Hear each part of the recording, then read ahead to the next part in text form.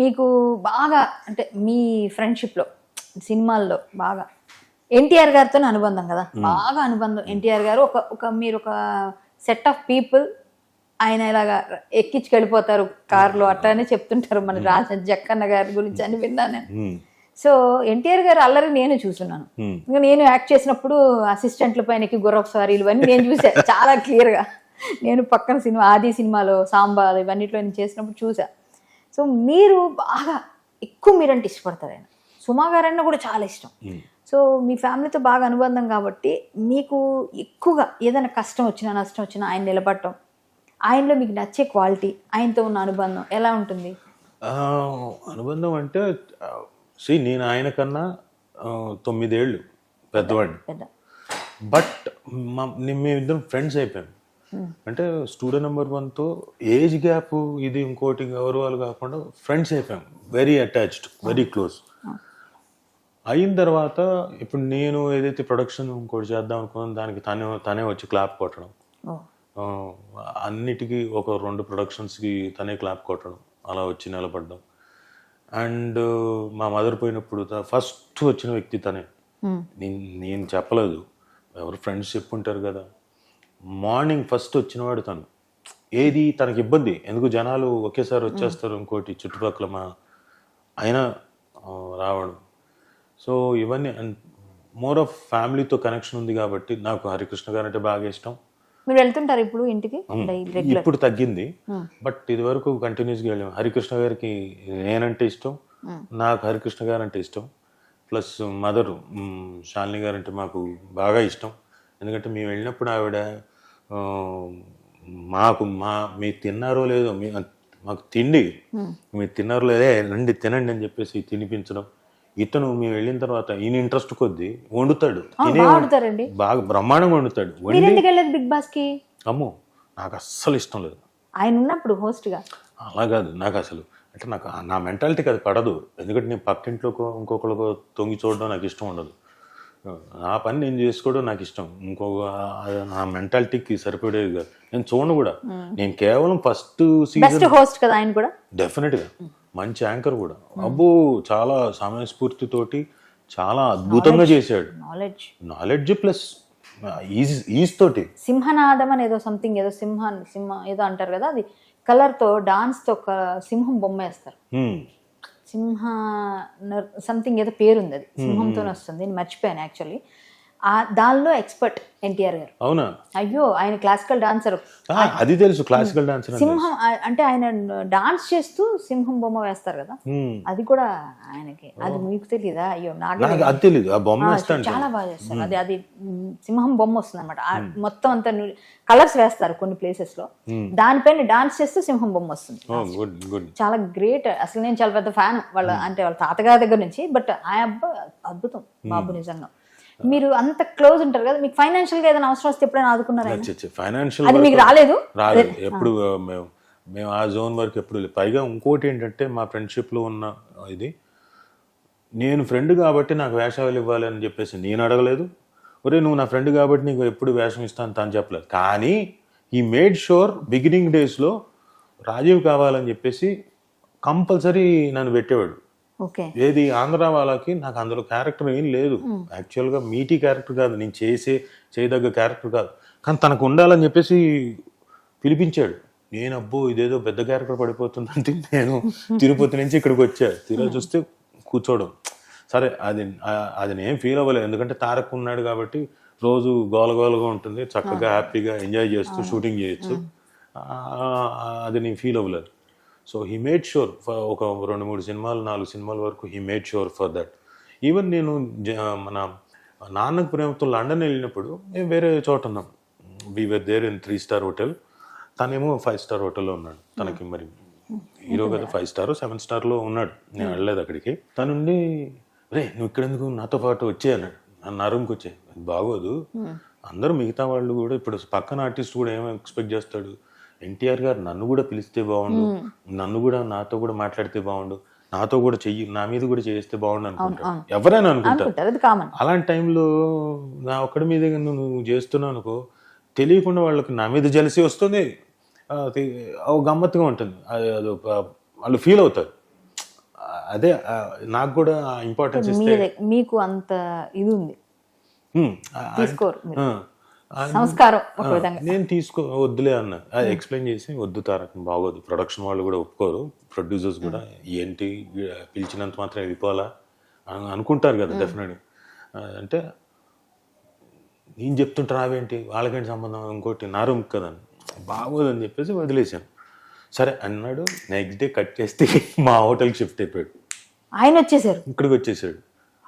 Great. అంటే friends అంటే వాళ్ళ కోసం ఎక్కడికైనా దిగే వచ్చేస్తాడు. ఇప్పుడు మధ్యలో మేము అందరం కలిసి 3-4 కలిసి కంపల్సరీ మీట్ అయ్యేవాళ్ళం. కొంతమంది ఫ్రెండ్స్, ఒక ఫ్రెండ్కి నాకు పడలే, మాట్లాడుకోలేదు. నీతో మాట్లాడేది ఏంటి, వాడు ఏదో బిహేవియర్ నచ్చలేదు, నేను డిస్కషన్ కామన్ పాయింట్కి ఇతని దగ్గరికి వెళ్తుండేవాళ్ళం కదా. నేను మాట్లాడే ఏంటి నువ్వు మాట్లాడట్లేదు అట్ట మాట్లాడటం ఏంటి, నేను మాట్లాడట్లేదు, మీరు మాట్లాడుకోండి, నాకేం ఇబ్బంది లేదు. వాడు మాట్లాడి నాకు నచ్చలేదు. ఏం చేశాడంటే, ఇదిగో మీ ఇద్దరు కలిసి మాట్లాడుకునేటట్టుగా అయితే నా దగ్గర రండి, లేకపోతే వద్దు, మీరు వెళ్ళిపోండి అన్నాడు. ఓకే అనుకుంటూ బయటకు వచ్చేసాం. బయటకు వచ్చిన తర్వాత మళ్ళీ ఫ్రెండ్స్ కదా మేమందరం, సరే ఆడు నాకు సారీ చెప్పి నేను సర్లే అనుకోని సారీ నేను కూడా మర్చిపోలేని సంఘటనలు అంటే ఉన్నాయి, చాలా ఉంటాయి, చాలా చాలా ఉంటాయి. చాలా ఒకటిగా ఇప్పటికీ కలిసి ఎక్కడైనా బయట ఏదైనా పని ఉంటే అవుటింగ్ అలా వెళ్ళిపోతుంటారా? లేదు, అలా అలా వెళ్ళేది. కానీ కొంచెం ఆయన కొంచెం బాగా చిన్న పిల్లడు మనస్తత్వం కదా చాలా. అంటే ఇప్పుడు హరికృష్ణ గారు ఎలాగైతే ఉంటారో చాలా ఫ్రెండ్లీగా, సేమ్ వాళ్ళ నాన్నగారు లాగే చిన్న పిల్లడి మనస్తత్వం. అండ్ అలాగే మెచ్యూరిటీ లెవెల్స్ కూడా చాలా ఎక్కువ. మరి ఆ చిన్న వయసులోనే ఎవరు ఏంటి ఎలా బిహేవ్ చేస్తారు ఏంటి మొత్తం అంతా బాగా తెలుసు. వచ్చేవాడిని స్కాన్ పెట్టి చూసినట్టు ఇలా నడక దగ్గర నుంచి వీడు ఏంటని క్లియర్గా చెప్పేస్తాడు, అంత నాలెడ్జ్ ఉంది. Great great. అలాగే ఇప్పుడు మీకు గమనిస్తే చిన్న వయసులో ఆ టైంలో అంటే ప్రచారం టైంలో స్పీచ్లు స్పీచ్ ఇచ్చారండి. ఇప్పుడు ఒక్కొక్క ప్రాంతానికి ఒక్కొక్క విశిష్టత ఉంటుంది, దాన్ని దృష్టిలో పెట్టుకొని మాట్లాడాలి. ఎక్కడికి వెళ్ళినా ఎవరు సపోర్టివ్గా కొంచెం చెప్పినా రాసినా గుర్తు పెట్టుకొని చెప్పాలి కదా. మెమరీ ఉండాలి. ఇప్పుడు అందరూ పేపర్లు పట్టుకొని చదువుతారు, కానీ ఇతను అలా కాదు, దంచి కొడతాడు. ఒకసారి చూస్తే అట్లా యాక్సంతగ్రహి ఆయన, అది తిరుగులేదు. ఎందుకంటే డైలాగ్స్ చెప్పే విధానం అంటే తాతగారి ఇది బాగా ఉందండి, బాగా అసలు మనం చూస్తే కూడా అన్ని విధాలుగా నాకెందుకో ఫ్యూచర్ ఉంది ఆయన పెద్ద, మళ్ళీ ఏమనిపిస్తుంది అట్లా అవ్వాలనే కోరుకోవాలి. ఎందుకంటే అంతే కదా, ఆయన బాగుంటే చక్కగా. కానీ చాలా మంది విన్నానండి, చాలా హెల్పింగ్ నేచర్ అని, వాళ్ళ పిల్లలతో చాలా అసలు ఇదిగా ఉంటారంట కదా. మీరు ఇంట్లో ఎలా చూస్తుంటారు? చాలా సరదాగా ఉంటాడు. ఆ పిల్లలు అంటే ప్రాణం అసలు, మగ పిల్లలు ఇద్దరు భలే ఉంటారు, వాళ్ళు కూడా ముద్దుగా చాలా. పోలండి మొత్తానికి మీ ఫ్రెండ్షిప్ ఇలాగే ఉండాలి, మీ బ్యాచ్ అంతా కూడా అలాగే కలిసి ఉండాలి. రాజమౌళి గారు ఎలా అండి, రాజమౌళి గారు ఎలా ట్రీట్ చేస్తారు? జక్కనం నాకు ఫస్ట్ సీరియల్ దగ్గర నుంచి పరిచయం కదా, శాంతినివాసం కదా. జక్కన ఫస్ట్ రావడమే శాంతినివాసం స్టార్ట్ అవ్వక ముందు. నేను అప్పటికి కస్తూరి చేస్తున్నా మాదాపూర్లో, ఇక్కడే ఉంటే మాదాపూర్ షూటింగ్లో ఉంటే వచ్చాడు నా లొకేషన్కి వచ్చి. అప్పటికి నాకు జక్కన ఎవరో తెలియదు. రాఘవేంద్రరావు గారి దగ్గర మేము యాడ్ ఫిల్మ్స్ చేస్తున్నాం, మేము కూడా చేస్తున్నాం. అయితే వరామౌళపూడి గారిది, ఏలేటి చంద్రశేఖర్ గారిది చేస్తున్నాను తప్ప నేను జక్కన చేయలేదు. జక్కన తెలియదు, నేను చూడలేదు. వచ్చి తనేమన్నా అంటే, సార్ నాకు టెలివిజన్ ఇండస్ట్రీ తెలీదు, మీరు చెప్పండి ఎవరెవరు ఎలా చేస్తారో చెప్పండి, కొంత అవగాహన వస్తుంది, నాకు సీరియల్కి ఉపయోగపడుతుంది అంటే. నేను వీళ్ళని ఒక్కొక్కరిని పరిచయం చేశాను. ఆల్మోస్ట్ ఆల్ వాళ్ళందరూ శాంతినివాసంలో ఉన్నారు. సో అక్కడ మా స్టార్ట్. వీళ్ళంతా ముందు ఒక నెల రోజున వాళ్ళు ఇల్లు కదా, వాళ్ళ సీన్లు మొదలు. నేను తర్వాత నేను అందులో విలన్ని, హీరో అనుకోండి విలన్ అనుకోండి వాట్ ఎవర్, అందులో విలన్ని. ఆ అమ్మాయి కల్పన కాదు, స్వాతి. సో అలా ఫస్ట్ డే నేను మొదలెట్టిన తర్వాత చూస్తే హార్డ్లీ అమ్మాయి. పైగా నాకేంటంటే ఏప్రిల్ 1వ తారీఖు నా షూటింగ్. అది పొద్దున్నే ల్యాండ్లైన్కి ఫోన్ చేసి, సార్ బయలుదేరారు సార్. డైలీ సీరియల్కి 5:45కి బయలుదేరారా అంటారే, ఎవరు అడుగుతారు. ఏమైనా అప్పుడే ఏంటి 7 o'clock కదా, అప్పుడే ఏంటంటే కాదు సార్, ఆల్రెడీ డైరెక్టర్ గారు వచ్చేసారు, 6:30 కల్లా వచ్చేయండి సార్ ప్లీజ్ సార్ అని. ఎవరనేమో సరే అని చెప్పేసి అప్పటికి నేను లేచున్నాను, రెడీ అవుతున్నా. సరే అని 6:30 కల్లా వెళ్ళాను. అక్కడ హీరోయిన్ ఏదో షార్ట్లు తీస్తున్నాడు. సరే ఇక్కడ రెడీ అయిపోయాను. నేను 6:30కి వెళ్ళిపోయి 6:45 కల్లా రెడీ. మా అసోసియేట్ డైరెక్టర్ వస్తే పిలిచాను. ఏంటి ఏం సీన్ ఏంటని. ఇది సీన్. ఓహో అదేనా, ఓకే సర్లే అన్నాను. అరగంట అయింది, గంట అయింది, ఇంకోటి అయింది, 2 గంటలైంది, 3 గంటలైంది. 11:30 వరకు నాకు షార్ట్ రాలేదు. ఏం చేస్తున్నాడు అక్కడికని అక్కడికి వెళ్ళా. చూస్తే ఆ అమ్మాయి 1, 2, 3, 4, 10 దాకా చెప్పాలి. ఇవి డిఫరెంట్ యాంగిల్స్లో కట్ చేస్తున్నాడు సీరియల్కి. అంటే నా కోసం వెయిట్ చేస్తుంటాను అమ్మాయి, అది డిఫరెంట్ యాంగిల్స్లో కట్ చేస్తున్నాడు. సో అయిపోయింది. నా పాసింగ్ షాట్లు కొన్ని ఉన్నాయి. అక్కడి నుంచి జర్నలిస్ట్ కాలనీ నుంచి ఒక రౌండ్ అలా వెళ్ళొచ్చాం. ఆ అమ్మాయి నేను బైక్ మీద తీసుకుని వెళ్ళాం. హార్డ్లీ 3:30 కల్లా అయిపోయింది. తర్వాత ఇంకేంటి, సాయంత్రం చీకటి పడిన తర్వాత సీక్వెన్స్ ఉంది, సీన్ ఉంది. ఎంత ఎన్ని అయిపోయింది కదా ఇంకేంటి అంటే, ఇంకొక సీన్ ఉంది, అది చీకట్లో చేయాలి అన్నారు. అవునా సరే ఎన్ని పేజీలు అన్నారు. 1/2 పేజీ సార్ అన్నారు. 1/2 పేజీ అన్నా.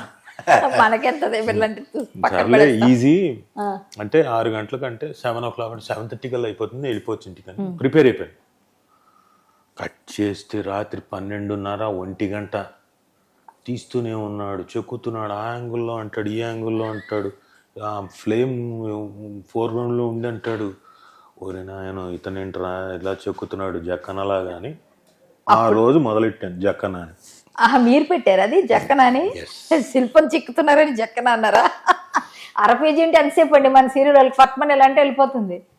గ్రేట్ అసలు. అంటే సీరియల్ కూడా సినిమా రేంజ్ లో తీసారు ఆయన. నా సీన్స్ అన్ని అంత అద్భుతంగా చెక్కాడు.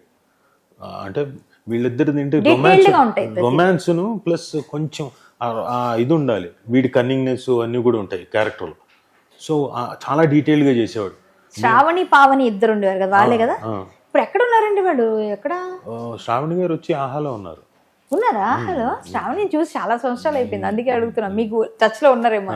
పావని కలిసి చాలా వెళ్ళింది. సో ఆ తర్వాత జక్కనతో ఉన్న ఇదేంటంటే, నెక్స్ట్ డే చేసే సీన్స్ కూడా ముందు రోజు చాలా అంటే కన్వర్స్ చేసేవాళ్ళు. మేము షూటింగ్ చేసినప్పుడు జక్కన ఏంటంటే, ఆ రోజు వర్క్ అయిపోయిన తర్వాత సాయంత్రం ప్యాకప్ అయిన తర్వాత ఇద్దరం కూర్చొని, మాకు ఒక కుటీరం ఉండేది అక్కడ, అదే రాఘవేంద్రరావు గారి కాంపౌండ్. అక్కడ కూర్చొని డిస్కషన్, విపరీతమైన డిస్కషన్. రేపు పొద్దున సీన్ ఎలా చేద్దాం, ఇలా చేద్దాం అనుకుంటున్నా, అలా చేద్దాం అనుకుంటున్నా. ఆ డిస్కషన్ చాలా బాగుండేది, అంటే హెల్దీగా. నేను నేర్చుకోవడానికి నా పనికి వచ్చేది, తనకు కూడా ఏంటంటే హెల్దీ డిస్కషన్ ఉన్నప్పుడు ఇంకా బెటర్మెంట్ ఏముంటుందని అనుకుంటాడు కదా, అలా బాగా డిస్కస్ చేసేవాడు, బాగా చేసేవాళ్ళం. ఇప్పటికీ మీకంటూ క్యారెక్టర్ ఆయన మధ్యలో వచ్చేస్తుంది, ఎందుకంటే నాకు తెలిసినంత వరకు అన్ని సినిమాల్లో విక్రమార్కుడు. ఇట్స్ నాట్ అన్ని సినిమాల్లో కాదు, ఇట్ ఈస్ ఇంపార్టెంట్. నేను సరిపోతాను అనుకుంటేనే, నేను సరిపోకపోతే పొరపాటు కూడా పెట్టడు. ఒకవేళ నేను ఫ్రెండ్ కదా అని చెప్పేసి వెళ్ళి అడిగినా కానీ సర్లే చూద్దాం, అంత సింపుల్ గా చెప్పేస్తారా? అంతే. పైగా ఎవరైనా కనుక అంటే రికమెండ్ చేస్తే అసలు తీసుకోడు. ఎవరైనా వాళ్ళంతకు వాళ్ళు వెళ్ళి ప్రయత్నం చేస్తే ఓకే, రికమెండ్ చేస్తే అసలు. ఈ మధ్యన ఎవరో అడిగి, ఇప్పుడు మహేష్ బాబు గారితో ఉంది కదా, మీరు ఒక్కసారి చెప్పండి సార్ అని. ఒరే వద్దురా నాయన, నా ద్వారా వెళ్తే నీకు అసలు రాదు, నువ్వంతుకు నువ్వు వెళ్ళు చెప్తున్నా. అంటే మీ నాన్నగారు ఇంతమంది హీరోస్ని తయారు చేశారు, ఆయన ఎప్పుడైనా ఫీల్ అయి ఉంటారా, నా కొడుకున సూపర్ స్టార్ హీరో అవుతారు అనుకున్నాను, ఆయన అంత రేంజ్కు నేను తీసుకెళ్ళకపోయినా ఫీల్ అవ్వడం? మీరు ఎప్పుడైనా అలా ఫీల్ అవ్వడం? నేను అస్సలు ఫీల్ అవ్వలేదు, ఎందుకంటే నా ప్రయారిటీస్ నాకు తెలుసు. ఇప్పుడు జక్కన నుండి స్టూడియో నెంబర్ 1 అయిన తర్వాత ఏ క్యారెక్టర్ పడితే ఆ క్యారెక్టర్ చేయకయ్యా, కొంచెం వెయిట్ చేయి వస్తుంది అన్నాడు, సూపర్గా వస్తుంది. నాకు అప్పుడు అలాంటి సిచ్యువేషన్ కాదు. నేను ఆ టైంలో ఐ హ్యావ్ టు ఎర్న్. అవును, ఎర్నింగ్ కోసం. ఇప్పుడు నేను చేయకపోతే ఇంట్లోకి డబ్బులు రావు, బోల్డ్ అన్ని కమిట్మెంట్స్ ఉంటాయి, అవన్నీ నేను ఫుల్ఫిల్ చేయాలి. So I couldn't, I said no. వచ్చిన నాకు క్యారెక్టర్ ఆర్టిస్ట్ బెస్ట్ కదా 100%. హీరో బెస్ట్ కాదని కాదు. నేను అవి చేసుకుంటూ వచ్చే టైంలో హీరోగా కూడా చేశాను కదా, కానీ నేనే తప్పుకున్నా. ఎందుకంటే సినిమాలు హీరో చేశారు, 6 7 చేస్తుంటా. మీకు ఇష్టమైన మ్యూజిక్ డైరెక్టర్? కీరవాణి గారా? కరెక్ట్గా పాయింట్ చెప్పారు. ఎందుకంటే నీకు సీక్రెట్ చెప్పనా, అందం చందం అది కీరవాణి గారి మ్యూజిక్. ఓ అది నీలో ఉన్నాయని సాంగ్. అది చాలా బాగుంటుంది. పైగా కీరవాణి గారు నాకు ఎందుకో గమ్మత్తుకు కనెక్ట్ అయి ఉంటుంది. నాకు రాంబంటు చేసినప్పుడు కూడా కీరవాణి గారి మ్యూజిక్. రాంబంటులో నేను తమ్ముడు క్యారెక్టర్, హీరోయిన్ తమ్ముడు కానీ భలే విలన్ క్యారెక్టర్ అండి అది. ఏది రాంబంట్లోనే కదా? రాంబంట్లో విలన్ కాదు. అవును, మీరు అన్ని పాడు చేసేస్తా ఉంటారు కదా. పాడు చేస్తాను, అదే మరీ విలన్ కాదు, క్రూయల్ కాదు, బట్ లుక్లు అవన్నీ నేను చూసాను సినిమా బాగా, అసలు భలే ఉంటుంది అసలు. సో నాకు కీరవాణి గారి మ్యూజిక్ అంటే బాగా ఇష్టం, ఎందుకంటే చాలా ఈజీగా ఉంటుంది పాడుకోవడానికి, క్యాచీగా ఉంటుంది. ఇమీడియట్ ఎవరైనా చిన్న వాళ్ళైనా పెద్దవాళ్ళైనా హమ్ చేసేస్తారు ఒకసారి వింటే. అంటే అదే కదండి రీచ్ అవ్వడం అంటే జనాలకు రీచ్ అవ్వడం అంటే అదే. సో మీరు బాగా సినిమాల్లో ఇప్పుడు ఏ టైప్ ఆఫ్ క్యారెక్టర్స్ రావాలని, ఇంకా ఇలాంటివి చేయాలి, ఇది చేయలేకపోయాను నేను అని ఫీల్ అయింది ఏమైనా క్యారెక్టర్? అలా ఏం లేదండి, ఎనీ కైండ్ ఆఫ్ క్యారెక్టర్ సరిపోతుంది డైరెక్టర్. పాత సినిమాలు చూసి ఇన్స్పైర్ అవుతాం అనుకున్నాను. కరెక్ట్, నేను అలా పెట్టుకోవట్లేదు. నేను ఏ క్యారెక్టర్ అయినా చేయగలను, ప్రయర్ టు డైరెక్టర్ అనుకోవాలి ఈ క్యారెక్టర్ సరిపోతాడు రాజీవ్ అని, అది నేను డెఫినెట్గా చేయగలను. కొన్ని చారిత్రాత్మకమైన క్యారెక్టర్లు ఉంటాయి, where I cannot do certain characters. Gandhi మహాత్ముడు క్యారెక్టర్ చేయాలంటే నా పర్సనాలిటీ సరిపోదు కదా, ఆ హైట్ కావాలి, ఇది బాడీ కావాలి ఇంకోటి. సో అలాంటి క్యారెక్టర్ని చేయలేదు. మిగతాది ఏదైనా కూడా కొన్ని క్యారెక్టర్ సరిపోతాం అనుకుంటే చేస్తాం. డైరెక్టర్ కల్పించి రాసుకున్న క్యారెక్టర్ ఏదైనా రాజీవ్ పనికొస్తాడు అనుకుని ఏదైనా చేయడానికి రెడీ. ఎస్వి రంగారావు గారు, రాజనాల్ గారు, నాగభూషణం గారు, గిరిబాబు గారు, మోహన్ బాబు గారు, వీళ్ళందరిలో వీళ్ళు చేసిన క్యారెక్టర్స్ కొన్ని ఉంటాయి మీకు మైండ్లో. వీటిలో నాకు ఇష్టమైన క్యారెక్టర్ ఎప్పుడైనా వస్తే ఈ తరహా క్యారెక్టర్ చేయాలనుకుని ఒకటి అనుకుంటాం. అంటే ఇప్పుడు మీరు చెప్పిందే సేమే అవ్వచ్చు, మీరు అలా అనుకొని ఏం లేదన్నారు, కానీ ఒక ఫీల్ ఉంటుంది.